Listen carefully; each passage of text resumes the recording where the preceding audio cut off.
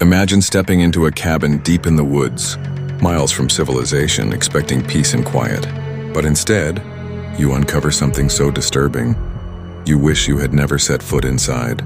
This is the true story of the haunting of the Miller cabin, a tale that continues to terrify hikers and locals to this day. In the 1940s, the Miller family built a small wooden cabin in the dense forests of northern Maine.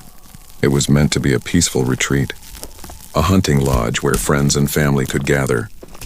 But the locals avoided the place.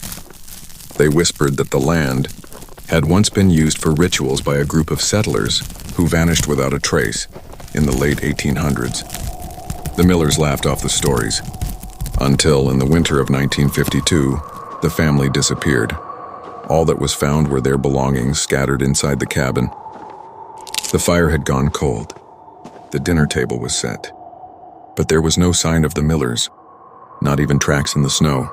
For decades, the cabin sat abandoned. Hikers who stumbled upon it told eerie stories.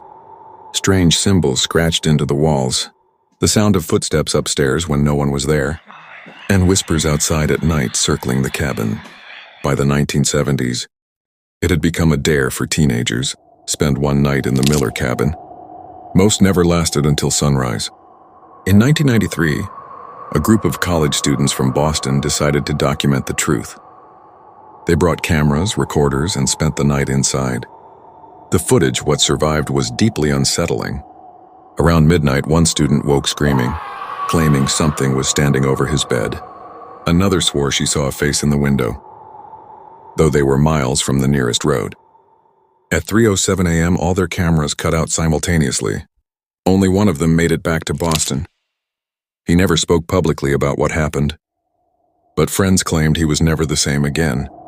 The most chilling account came in 2008. A forest ranger on patrol noticed smoke coming from the old cabin chimney. When he went inside, the fireplace was burning. And yet, the cabin had been condemned, boarded up years earlier. As he explored the rooms, he found children's toys placed neatly on the floor. Toys that hadn't been there before. He left immediately, reporting what he saw. But when another ranger went to check the next day, the cabin was cold and empty. To this day, the cabin still stands. Hikers report seeing a faint light in the windows at night. Some say they've heard the cries of children echoing through the woods.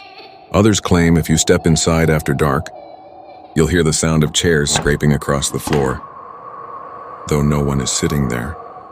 The Miller cabin has become one of the Northeast's most feared and avoided places.